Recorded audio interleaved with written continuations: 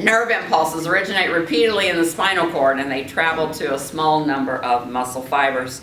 And so we go back to our dynamite stick here. And again, what is a motor unit? It is the nerve plus the fibers that it controls. And so nerve fibers that go to skeletal muscle are highly branched.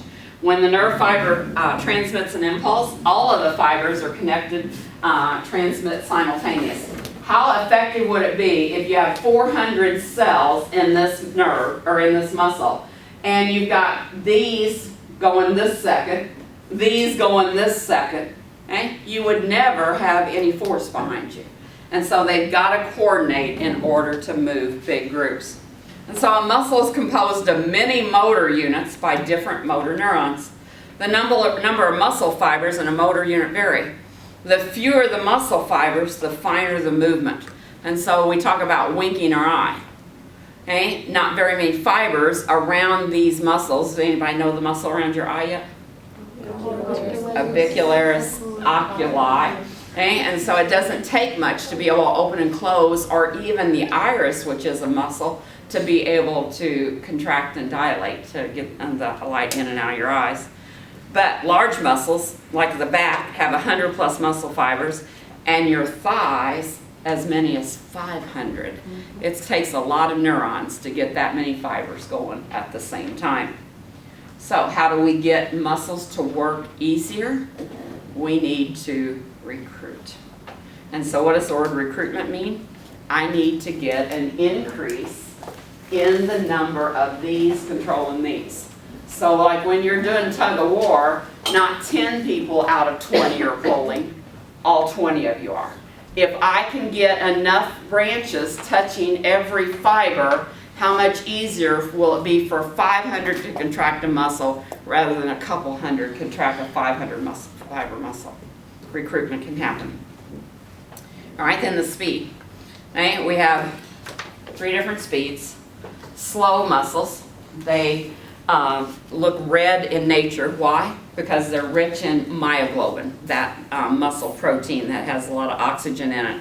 And they're aerobic, so mitochondria is carrying on their respiration. And so any of the muscles that help maintain my posture, most of what I'm asking you to know are these core muscles that help to maintain posture. They're red in color. They're called slow. The fast muscles are the white muscles. Contain less myoglobin, therefore not as much blood supply. And so not as much mitochondria. These move rapidly, but they're going to tire quickly. More extensive sarcoplasmic reticulum, which stores and reabsorbs the calcium. ATPase has a higher activity. And so I mentioned the other day, I can probably wink my eye, but I can't very well wink my gluteus. Okay? And so slow muscles here, fast muscles there. And then of course we have intermediate ones, which are mixed.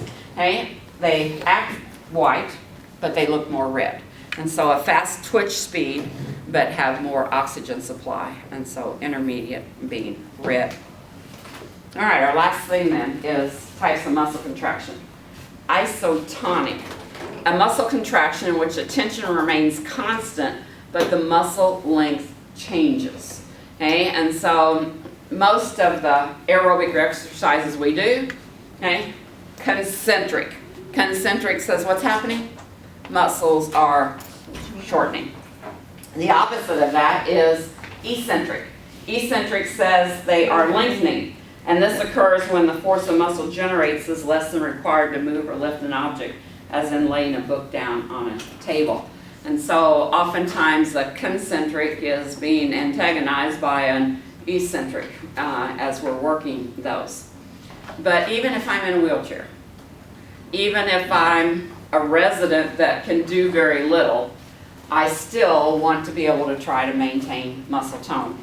And so important for them are what's called the isometric contractions. A muscle contraction in which the tension on the muscle increases, but there's minimal shortening, so no movement's produced. They may ask you to sit in a wheelchair and put your hands together like this and push. Okay? Muscles are having minimal shortening, but you're increasing the tension on them. You can do the same thing by going over to a wall and putting your hands up like this and trying to push the wall in. It's not moving, your muscles are getting tenser. Okay, and so isometrics. But you're probably doing those. If you're one of these that kind of worries and wakes up in the morning, their jaw's kind of sore because you've ground your molars during your sleep. You haven't moved your jaws. You just increased the tension on the muscles around those. So anytime there's little movement but tension, it's still important because it's going to help us with muscle tone.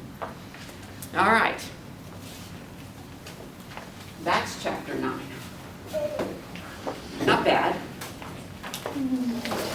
Right?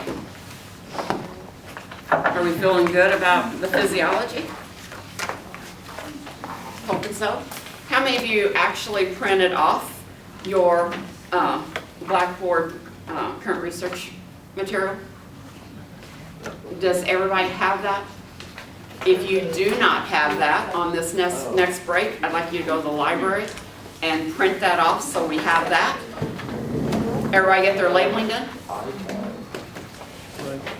Remember, I wanted you to have your rubric. I wanted you to have the questions printed off. I wanted you to have the values and descriptors and the bioethical principles. And so I wanted all of those documents. If you don't have those, you need to get those before we go on. And so we're going to go over the lab book when we come back from break. And then we're going to start with a group in the cadaver. I'm going to point out the muscles to the first group. They're going to be doing a test over. And then they're going to train the second group while I'm looking.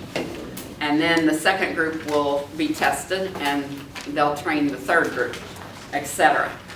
The most powerful way to learn anything is to teach it. Okay? So we're going to work through these because I want you to be comfortable. While people are working with the cadaver, we have this model. We have arms and legs in the lab. And of course there's a torso in the lab that shows some of the head muscles and stuff. So there's plenty of opportunity to look at things. But I need all of that critical thinking stuff printed off and then come back in here and we'll start on the labs.